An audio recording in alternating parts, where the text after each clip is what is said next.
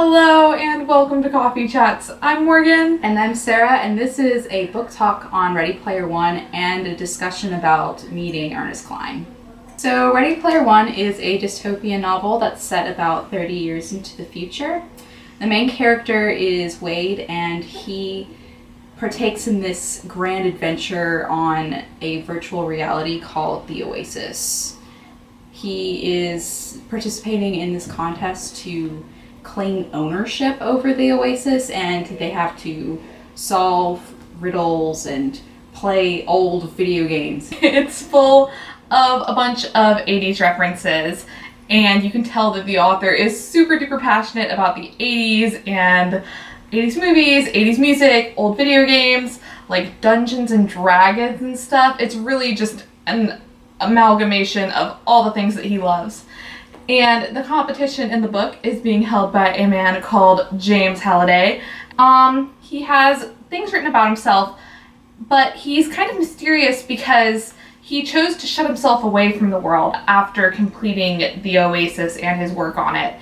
And Anorak's Almanac is to a certain degree an autobiography, but it also describes all the things that he loved, which includes a lot of this 80s pop culture and all the references. And so you see Wade Watts, like his obsession with all of this stuff that Halliday loved, because using that stuff, he plans to win the competition. And he needs to win this competition because it'll make him super rich, and he's currently living in the stacks, which is kind of like living in the ultimate slums. It's really dangerous, and there's this whole other darker element to the story that goes along with the competition and balances out nicely with it. Also in this book, you kind of see a dark side to corporations and stuff, because within this world there is a group that they refer to as the Sixers, and while there are a bunch of individuals trying to win Halliday's competition, there are also Sixers, and they all work for this corporation, and they have this massive advantage over all of the individuals because they have tons more resources than they do, and they plan on using all of these advantages they have to take advantage of Halliday's competition and kind of get ownership of the Oasis for themselves and turn it into a commercial thing. I really liked the whole quest element to this. Like, you get a clue and you have to solve the puzzle, and then once you have that key, you have to go to the gate, and not only do you have to figure out what to do, but you have to like play some sort of older video game to get through it. And it's an interesting way of doing it because it brings in so much of the 80s culture, which I don't really know a whole lot about, but it was still very entertaining to me. And as much as there's that whole lighter competition thing, there is definitely a dark side to this dystopian novel, and I think it's balanced nicely.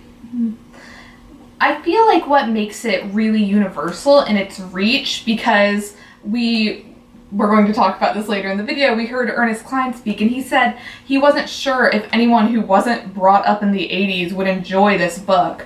But what makes it more well-rounded is just how fast-paced the quest is, and it really keeps you on your toes the whole time. So even if you don't completely know what's going on in all these Atari video games and obscure music references, like, it's okay, because the adventure in itself is really fun, and you don't really need to get all the pop culture references. Like, I got maybe 5% of them, and that was in, like, the really popular 80s movies category.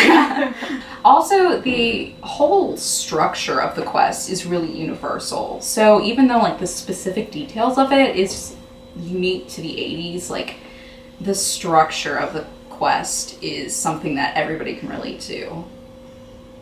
You can tell that Ernest Cline really understood what makes these stories fun, like having a hero who's a little bit of an underdog, and like how dedicated he is to his cause, and just, like I said, the constant pace of the action, it makes it really appealing to every reader, not just like 80s nerds. And the fight against the Sixers, who are like the evil corporations. You gotta stick it to the man and win before them. Like, that's something that pretty much anyone can relate to. Today we had the chance to see Ernest Cline, who is the author of Ready Player One, speak at our college, and it was such a cool opportunity. Going into it, I didn't expect to relate to him as much as I did because, like I said, he's a giant 80s nerd culture fan and he loves video games and sci-fi, and he talked about being a massive Star Wars nerd, which was really funny to me. I've never been that into Star Wars. And it was just so fascinating, and one of my favorite parts about seeing him speak, like, first of all, the fact that he is an author, so clearly he loves literature like I do, but it was seeing him be passionate and nerdy about all of these things. Like, to me, that was just so fun.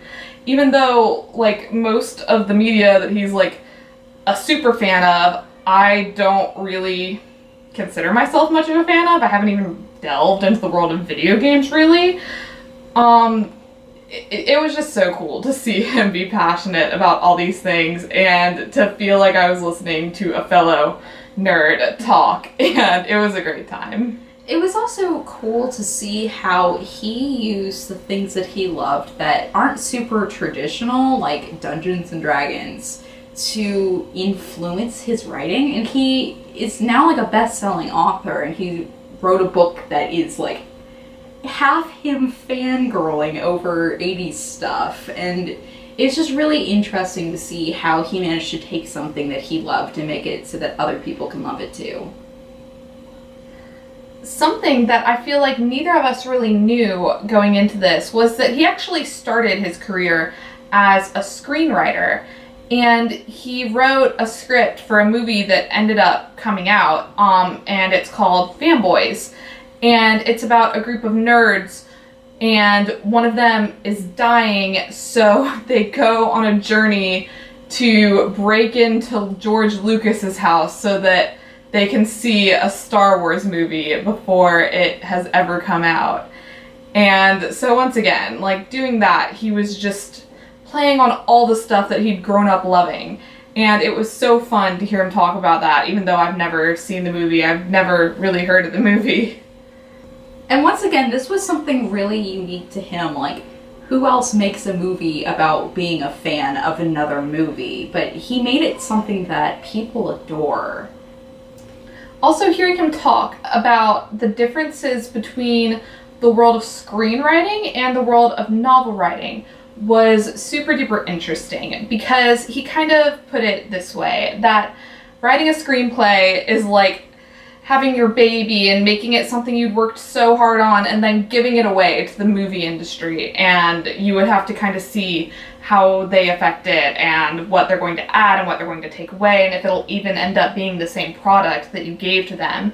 And he said that novel writing was just completely different to him, and that he preferred it because you have this baby and the thing that you worked so hard on and you love so much, and then you give it to the publishing industry and it goes through that pretty much unchanged, and you get to see your novel and see exactly what you wrote like come to fruition and have it be shared with people. Also, something that really stuck out to me was he was talking about the differences between books and movies, and how books, in his opinion, are always going to be better than movies because you get to experience them yourself. Like, you get to imagine what's happening in your mind instead of just seeing it on the screen. So it's going to be a different experience for everyone. That's why when something comes out as a movie, you're like, oh, I want to go read the book first. So you get the individual experience before seeing Hollywood's adaptation of it. I love, like, hearing someone talk who loves books as much as I do. It was so fun. Another interesting thing that he brought up, he said that no matter how much he loves books, he will always have an attachment to the movie industry because he grew up just so in love with it. And also that movies are an interesting medium because even though, like, all these people can affect them, the movie can also affect way more people because as a medium, it's just way more far-reaching. Because, I mean, obviously, like, more people go to the movies than pick up tons of novels every year and read them. It's kind of just reality. After he finished talking, we got to do a Q&A with him, and one of the questions I thought was really interesting was if he thought the whole dystopian thing that happens just 30 years in the future is what's actually going to happen, which would be terrifying because it's really not a happy world. And he was saying that he did a lot of research on what people thought the future was going to be like in terms of like the environment and energy resources. And he was saying that it seemed like this was one path we could take. Like, it is possible that the world is going to end up like the world in Ready Player One, but also it doesn't have to. And there's a lot of stuff that we can do to prevent something like this from happening. He said that he didn't go out with the intent of writing a cautionary tale. He really just wanted to get this adventure on the pages and all these nerdy references because that's what he loves. But that he could see, he definitely could see how the world could evolve into this. And you were saying that one of your favorite parts was that part about his mom. Yeah. Something that I don't remember super well, but I thought was really interesting was how Wade's mother, or maybe grandmother, she was basically from our generation, so she got to see the world the way it is now. And the world isn't great now, but it's nothing compared to how terrible it is 30 years into the future. And he mentioned how hard it was for that entire generation to see, how far the world fell. Some of the other questions that got asked of him were kind of things about his writing process, how he went about writing this book. And he said that for him, first and foremost, it was really just a labor of love. He wrote about what he wanted to write about. And he also spoke about becoming someone who has some influence in the writing world. He said that he met George R.R. Martin, and that George R.R. Martin borrowed his DeLorean, the car from Back to the Future, because Ernest Cline naturally has one of those. And he said that this had started out as a really small thing for him, with the Fanboys movie and everything. Writing was his first love, but maybe not what he was making money off of. And he said that he just did it because he wanted to. And out of that came Ready Player One, which gained a lot of popularity. And now people are waiting on him to write novels and finish his second novel and start his third novel. And he's selling the rights to movies before his novels even come out. And that's just so wild to me. Overall, it was just really inspiring to see an author come and speak to us. And it was so fun to hear him talking about his writing and just doing what he loves and how far it got him. So, thank you to Ernest Cline. That's all we got, I think. Yeah, if you want to find us some other places on the internet, links in the down bar. We hope we see you guys soon. Bye.